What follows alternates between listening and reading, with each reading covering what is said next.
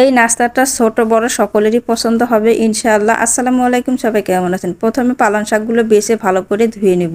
ধোয়া হয়ে গেলে এর সাথে ধনিয়া পাতা দিয়ে দিব। ধনিয়া পাতা দিয়ে এটাকে ছোট ছোট করে কেটে নিব, ব্লেন্ডার করতে সুবিধা হবে। এর সাথে আদা রসুন পেঁয়াজ দিয়ে ব্লেন্ডার করে নিয়ে আসলাম। ব্লেন্ডার করা হয়ে গেলে এর মধ্যে পরিমাণ মতো নুন, জিরার গুঁড়া, লাল মরিচের গুঁড়া, এখানে আমি 2টা কাঁচা মরিচও দিয়েছিলাম, হলুদের গুঁড়া দিয়ে ভালো করে মিশিয়ে নিব। এটা ফুটিয়ে নিব। ফোটানো হয়ে গেলে এর মধ্যে অল্প অল্প করে চালের গুঁড়ি দিয়ে একটা শক্ত ডো তৈরি করতে হবে।